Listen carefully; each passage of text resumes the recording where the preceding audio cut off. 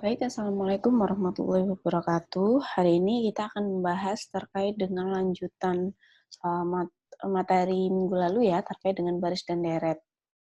Nah, kali ini kita akan membahas mengenai penerapannya di matematika ekonomi dan bisnis ini. Nah,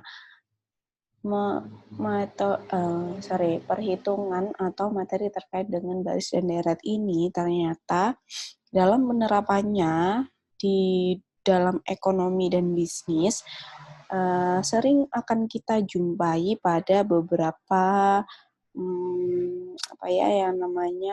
beberapa kegiatan ekonomi. Nah, di antaranya kegiatan ekonomi itu terkait dengan yang berhubungan dengan keuangan, misalnya nih seperti pinjaman bank, kemudian strategi investasi, kemudian seperti cicilan KPR. Nah, ini untuk penerapannya ini mirip sekali dengan kasus pada baris dan deret. Nah, untuk pembahasan kali ini, karena kita memang tidak hanya harus tahu terkait dengan perhitungannya secara matematis, namun harus mengerti juga penerapannya dalam kehidupan kita sehari-hari, tentunya di bidang ekonomi, sehingga hari ini kita harus membahas terkait bagaimana sih baris dan deret ini digunakan ketika kita berhadapan dengan case-case dalam sistem keuangan atau dari sisi keuangannya. Nah, tentunya kalau kita menghubungkan gitu ya, metode atau perhitungan baris dan deret ini dengan sistem keuangan atau case-case dalam keuangan, tentunya kita yang langsung kita fokuskan adalah terkait dengan garis waktu. Uang itu akan berkurang nilainya ketika ada di masa yang akan datang. Misalnya 100.000 pada tahun 2020 akan berbeda fungsinya dengan 100.000 di tahun 2050 misalnya. Itu kenapa dalam keuangan sangat penting kita mempelajari tentang garis waktu ini. Garis waktu ini apa? Terkait dengan suatu grafik yang menunjukkan arus kas masuk dan arus kas keluar, apakah dari permulaan, pertengahan, atau di akhir tahun, atau arus kas tersebut bagaimana nantinya. Nah, atau lebih mudahnya memahami garis waktu ini adalah berhubungan erat dengan nilai waktu uang, time value of money. Jadi memang uang itu setiap periodenya, setiap waktunya akan mengalami pengurangan nilai. Sehingga kita di sini mempelajari baris dan deret ini kan terkait dengan waktu ya, kalau kita melakukan penerapan di kehidupan ekonomi, dan erat kaitannya juga dengan keuangan. Entah itu seperti yang sudah saya bicarakan tadi, entah itu pinjaman, entah itu KPR, entah itu strategi investasi, dan lain-lain. Nah, terkait dengan investasi di sini, berarti kalau kita melakukan investasi kan pengennya kalau investasi sekarang, kita bisa mengambil sesuatu yang lebih di waktu yang akan datang. Nah, itu juga bisa kita hitung menggunakan penerapan baris dan deret ini. Nah, time value of money tadi kita kan sudah menjelaskan ya. Nah, kita sekarang membahas tentang garis waktu ini. Nah, garis waktu ini kalau teman-teman perhatikan ada nilai nolnya atau ada waktu nol atau awal periode ke-1. Bisa juga dibilang permulaan atau awal periode pertama. Kemudian waktu 1 merupakan akhir dari periode pertama atau bisa dibilang yaitu merupakan awal dari periode kedua. Jadi kita harus memahami terlebih dahulu apa sih itu garis waktu, biar kita nanti lebih mudah untuk melakukan penerapan baris dan deret ini. Jadi kalau teman-teman lihat di sini, ini kan 0. Di awal ini, di ujungnya 0 ini adalah awal dari periode 1. Ketika mau masuk ke periode 2, periodenya periode 1, periode 2, periode 3 gitu. Ketika ini akan masuk ke periode 2, 1 ini juga bisa dibilang bahwa bahwa 1 ini adalah akhir periode 1. Di sini kan awal, di sini akhir. Di sini awal, di sini akhir. Di sini awal, di sini akhir. Seperti itu dan seterusnya. Nah, garis waktu ini selain juga bisa disebut sebagai time value of money, juga bisa dikaitkan dengan arus kas masuk dan keluar. Mungkin bisa kita tarik kepada suatu perusahaan ya, di mana suatu perusahaan itu dalam kegiatan operasionalnya akan melakukan atau akan mengalami arus kas itu masuk dan arus kas keluar. Karena pasti si perusahaan itu akan mempunyai kas ya. Kas itu adalah uang yang liquid yang dimiliki oleh perusahaan. Nah, di sini juga bisa kita diskusikan terkait dengan arus kas keluar. Itu berarti kalau keluar kan lebih ke arah minus ya atau negatif. Kalau terkait dengan arus kas masuk berarti kan positif, ada penambahan di sana. Nah, untuk mempersingkat waktu, saya langsung jelaskan terkait bagaimana sih rumusnya yang digunakan pada penerapan baris dan deret. Nah, tentunya kan akan berbeda dengan perhitungan baris dan deret seperti biasa kayak di baris dan deret aritmatika seperti itu. Nah, di sini baris dan deret karena kita memang erat hubungannya dengan terkait dengan keuangan, maka yang pertama muncul adalah tentang perhitungan bunga. Nah, kalau membicarakan tentang bunga, teman-teman langsung koneksinya ke sektor perbankan ya, karena sektor perbankan itu salah satu yang memberikan yang namanya bunga ini. Nah, bunga itu apa? Balas jasa jika menggunakan uang. Bunga itu bisa berbentuk bunga yang ketika kita menyimpan uang di bank, kemudian mendapatkan bunga secara rutin gitu ya per suatu periode, namun juga bunga ini bisa dibebankan kepada kita ketika kita melakukan pinjaman ke bank. Ini balas jasa jika menggunakan uang, jika menyimpan ataupun jika menyimpan uang maupun meminjam uang. Di sini untuk rumus yang digunakan adalah I sama dengan P kali I kali N, di mana I adalah jumlah pendapatan bunganya. Nah, ketika ingin mencari jumlah pendapatan bunganya berapa sih, kita harus tahu dulu pinjaman pokoknya atau jumlah yang diinvestasikan berapa. Nah, ini juga terkait dengan strategi investasi tadi ya. Jadi di sini juga bisa untuk menghitung ketika teman-teman ingin menginvestasikan suatu dana atau sejumlah dana. Nah, I itu apa? I kecil adalah tingkat bunga tahunannya. Kemudian N adalah jumlah tahunnya. Nah, ketika kita ingin melihat nih dari sisi nilai awalnya itu berapa sih harusnya yang kita investasikan gitu. Nah, bisa menggunakan rumus Fn sama dengan P kali 1 plus I kali N, di mana Fn adalah nilai modal awal yang terakumulasi di masa yang akan datang. Nah, nanti misalnya teman-teman ingin menabung atau menginvestasikan uangnya dengan modal awal 1.000 misalnya, nah nanti misalnya 10 tahun lagi itu jadi berapa sih plus bunganya gitu ya. Nah, bisa menggunakan rumus ini. P, di mana P itu adalah pinjaman pokok atau pinjaman yang diinvestasikan, dikali dengan 1 plus I kecil kali N. Nah, 1 plus bunga dikalikan dengan N, yaitu jumlah tahunnya. Nah, ini supaya teman-teman tidak bingung, jadi kita langsung pada contoh soal saja. Contoh soalnya yaitu hitunglah pendapatan bunga sederhana dan berapa nilai yang terakumulasi di masa yang akan datang. Nah, di sini teman-teman bisa tahu nih nanti berapa sih pendapatan bunga yang didapatkan ketika teman-teman menginvestasikan uang sebesar 20 juta, kemudian bunganya 15% per tahun. Nah, kira-kira menggunakan rumus yang mana gitu ya. Kita bisa mencoba kedua rumus tersebut.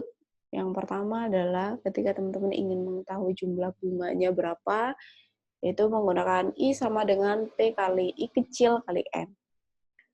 Tadi uang yang diinvestasikan adalah 20 juta dikalikan dengan bunganya 15% dikalikan dengan waktunya, yaitu 4 tahun.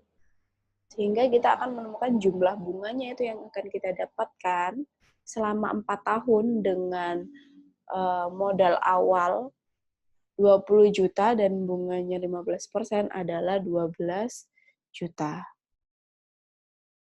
Nah, kita ingin mengetahui berapa sih jumlah uang kita plus bunganya, ya bisa menggunakan rumus yang kedua, ya ini Fn sama dengan P tambah 1,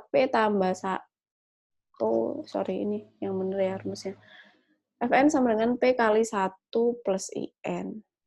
Nah, sehingga bisa ketemu modal awalnya ditambahkan dengan jumlah bunga yang akan kita dapatkan. Sehingga ketemu nih jumlah uang kita beserta bunganya berapa sih, yaitu 32 juta. Ini merupakan breakdown dalam bentuk tabel ya, untuk perhitungan bunga yang sudah kita hitung menggunakan rumus tadi. Nah, ini ketika teman-teman ingin perhitungan yang lebih rinci per tahunnya berapa, seperti itu. Nilai awalnya silakan dituliskan, kemudian pendapatan bunganya masih flat ya, karena apa? Ini kita menghitung bunga sederhana. Jadi pendapatan bunganya flat setiap tahun adalah 3 juta, sehingga menghasilkan di 4 tahun itu 12 juta untuk bunga. Nah, yang paling kanan ini adalah nilai akhir di masa yang akan datang untuk uangnya teman-teman yang diinvestasikan plus bunga per tahunnya berapa. Sehingga di akhir periode atau di 4 tahun ke depan, jumlah uangnya juga sama sesuai dengan yang sudah dihitung menggunakan rumus tadi, yaitu 32 juta. Selanjutnya kita move ke bunga majemuk. Nah, tadi kan bunga sederhana ya, sekarang bunga majemuk. Apa itu bunga majemuk? Itu pendapatan bunga yang diinvestasikan kembali pada modal awal untuk setiap permulaan tahun per periode. Jadi bunga majemuk ini akan bertingkat ya. Kalau tadi kita ketemu bunganya adalah flat, selama 4 tahun itu 3 juta aja, tapi kalau di bunga majemuk ini bunganya akan bertingkat. Rumusnya seperti apa? Teman-teman bisa lihat di layar, yaitu Fn sama dengan P kali 1 plus I kecil pangkat N, pangkat periode waktunya ya. Di mana Fn itu adalah masa yang akan datang, nilai di masa yang akan datang, jumlah nilai di masa yang akan datang, dan P adalah nilai sekarang yang teman-teman investasikan. Kemudian I adalah seperti yang tadi, tingkat bunga per tahunnya berapa. Untuk N adalah periodenya atau jumlah tahunnya. Nah, di sini ternyata untuk perhitungan bunga majemuk ini bisa kita hitung tahunan atau semesteran. Nah, kalau semesteran, nanti teman-teman harus mengalihkan N periodenya dengan frekuensi pembayaran bunga dalam setahun. Atau di sini ditandai dengan M kecil. Jadi per semester itu M sama dengan 2, karena 1 tahun itu 2 semester ya. Kemudian ada rumus yang satu lagi, yaitu Fn sama dengan P kali 1 plus I kecil per M dipangkatkan N kali M. Nah, kita langsung saja ke perhitungannya, yaitu dicontohkan ini ketika teman-teman mendepositokan uangnya di bank sebesar 20 juta dengan tingkat bunga yang berlaku 15% per tahun. Kemudian teman-teman diminta untuk mencari berapa nilai total deposito pada akhir tahun keempat dan berapa banyak sih pendapatan bunganya gitu ya. Nah, yang pertama teman-teman harus masukkan ke rumus yang pertama, yaitu Fn-nya 4 tahun ya, N-nya periodenya. Sehingga modal awal dikalikan dengan 1 plus bunga dipangkatkan dengan periode. 20 juta dikalikan dengan 1 plus 0,5 dipangkat 0,15 dipangkatkan 4. Yang tentunya yang di dalam kurung itu dihitung terlebih dahulu sebelum dikalikan dengan modal awalnya. 0,15, 1,15 berarti ya dipangkatkan dengan 1 plus 0,15 ditambahkan dulu kemudian dipangkatkan 4. Sehingga hasilnya 1,74 sekian-sekian dikalikan dengan 20 juta. Hasilnya adalah 34.981.25 rupiah. Nah, teman-teman bisa membreakdown ke dalam sebuah tabel ketika teman-teman pengen tahu nih berapa sih perubahannya gitu ya, pendapatan bunganya. Karena kan bunga majemuk ini bunga yang bertingkat, tidak flat seperti yang tadi. Kalau dari sini setelah di breakdown kelihatan sekali ya perbedaannya. Oh, ternyata pendapatan bunganya pada akhir periode totalnya adalah Rp14.981.225. Nah, untuk nilai akhir di masa yang akan datang sesuai dengan hitungan kita tadi, FN-nya Rp34.980.125. Teman juga bisa melihat lebih rinci lagi di nilai awalnya itu perubahannya seperti apa, pendapatan bunga perubahannya seperti apa. Nah, kemudian tadi karena sudah dicontohkan bunga majemuk tahunan, sekarang dicontohkan juga bunga majemuk yang semesteran.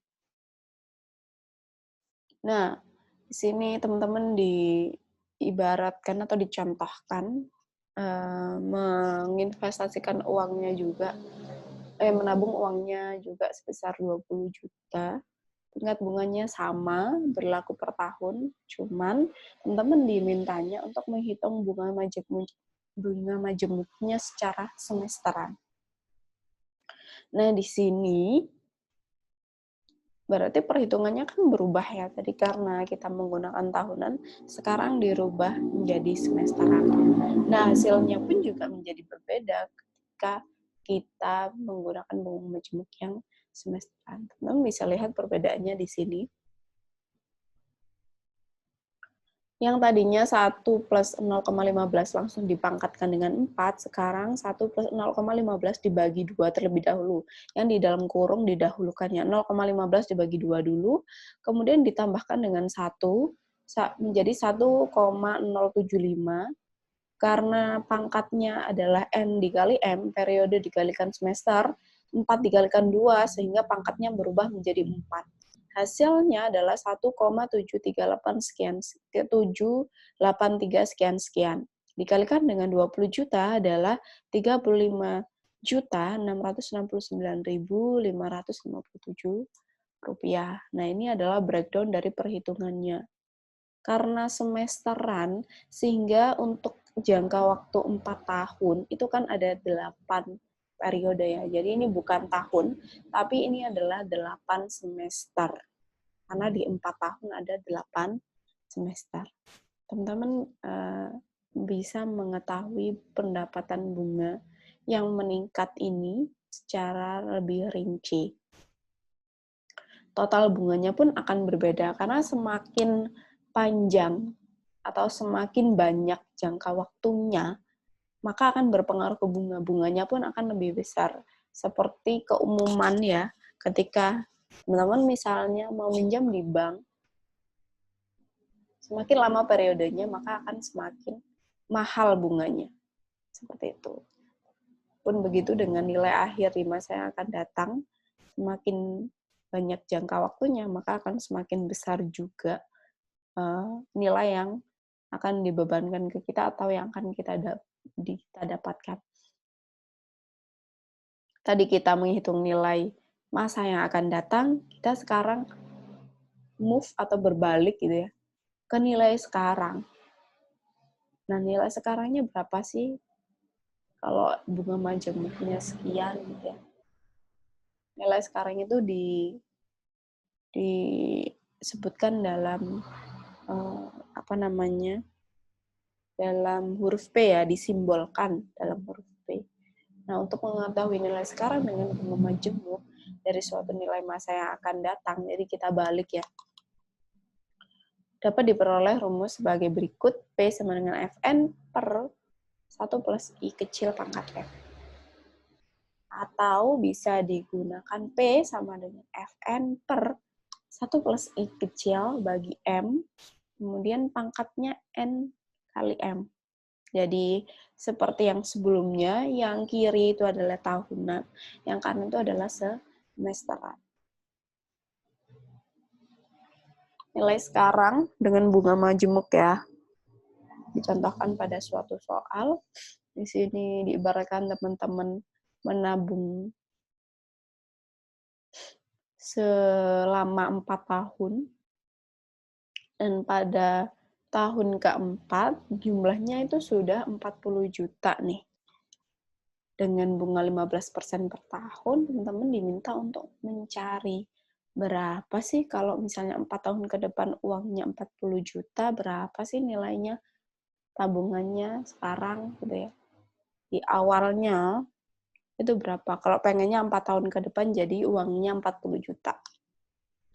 Nah, kita hitung menggunakan rumus yang tahunan terlebih dahulu. Jadi 40 juta per 1 plus 0,15 pangkat 4. Seperti biasa yang di dalam kurung didahulukan, dihitung terlebih dahulu, kemudian baru 40 juta dikalikan dengan, dibagi dengan hasilnya. Sehingga ketemu nih, oh ternyata nilai sekarang yang harus ditabungkan untuk mendapatkan 40 juta di 4 tahun ke depan adalah 22 juta sekian. Ini adalah breakdown-nya untuk perhitungannya. Oh, ternyata pendapatan bunganya sekian. Sampai nanti 4 tahun dapat 40 juta plus bunganya. Awalnya ternyata sekian nih uangnya. Untuk melihat pendapatan bunganya, bisa dilihat di sini. 17 juta sekian. Nah, sekarang teman-teman diminta untuk menghitung nilai sekarang dengan bunga majemuk dan jangka waktunya adalah semesteran. Masih soal yang sama, cuma yang ini diminta untuk menghitungnya semesteran. Oh, ternyata lebih kecil jumlah yang harus ditabungkan gitu ya. Dan terlebih dahulu melakukan langkah-langkah perhitungan di atas ini. Hasilnya adalah 19 juta sekian. Nah, ini adalah breakdown-nya untuk nilai bunga majemuk, nilai sekarang dan bunga majemuknya untuk yang periode semesteran. Masih sama gitu ya, teorinya yang berbicara bahwa semakin lama atau semakin banyak periodenya, maka bunganya akan meningkat atau bunganya akan lebih besar. Namun ketika dilihat dari nilai awalnya, ternyata semakin banyak periodenya, nilai awalnya adalah semakin sedikit, meskipun bunganya semakin besar. Kemudian selanjutnya, kita menghitung terkait dengan anuitas. Nah, anuitas ini bisa kita contohkan seperti cicilan rumah atau KPR rumah. Ini di sini disebutkan yaitu bahwa anuitas adalah suatu rangkaian pembayaran yang dibuat secara periodik dan dalam jumlah uang yang tetap selama waktu tertentu. Jadi, kalau misalnya dicontohkan pada penerapan ekonominya atau mau melihat ke sisi apa sih yang dekat dengan anuitas ini, yaitu seperti cicilan. Entah itu cicilan motor, mobil, rumah, dan sebagainya. Rumusnya seperti apa sih? Nah, yang sudah teman-teman lihat di depan, rumus anuitas adalah SN sama dengan P kali 1 plus I kecil pangkat N dikurangi dengan 1 per I. Kemudian untuk rumus dana cadangannya, P sama dengan SN dikalikan dengan I per 1 plus I pangkat N dikurangi dengan 1. Nah, kita lanjut saja pada contoh soal. Misalnya teman-teman menabung sebanyak 5 juta setiap akhir tahun dengan pembayaran bunganya 20% per tahun secara majemuk. Transaksi tabungan tahun pertama yang dibuat pada tahun 2017 dan tahun terakhir dibuat tahun 2022. Atau dalam hal ini N-nya adalah 5 tahun. Kemudian teman-teman ditanya nih, berapa sih jumlah tabungan teman-teman pada akhir tahun 2002. Kemudian teman-teman juga diminta untuk membuat tabelnya. Nah, ini nih tabelnya.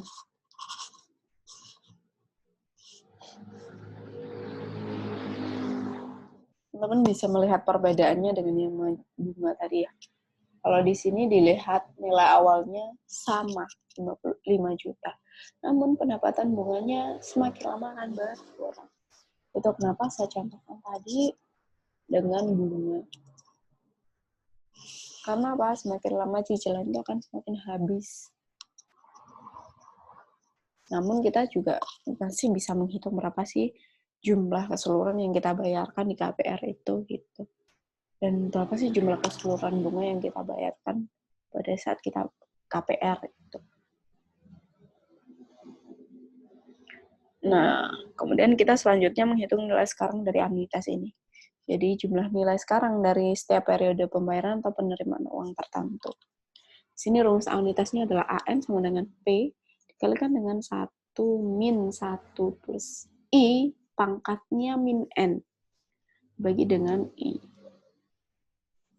Di mana keterangannya sudah teman-teman bisa baca di bawah ya. Kita lanjut saja pada perpetuitas. Perpetuitas itu apa sih? Anuitas abadi. Di sini disebutkan bahwa serangkaian pembayaran yang sama jumlahnya dan berlanjut terus untuk selamanya. Rumusnya adalah PV sama dengan P per I. Dimana keterangannya PV adalah jumlah sekarang atau nilai sekarang dari perpetuitas itu sendiri, dan P adalah jumlah pembayaran per periode, dan I-nya adalah tingkat. Nah, silakan teman-teman menghitung suatu contoh perhitungan menggunakan rumus perpetuitas ini. Baik, sekian dari presentasi saya terkait dengan penerapan baris dan deret ini. Teman-teman bisa bertanya apabila ada yang kurang jelas pada grup WA kita, kelas ya, atau pada Google Classroom. Saya akhiri pertemuan hari ini, semoga bermanfaat. Wassalamualaikum warahmatullahi wabarakatuh.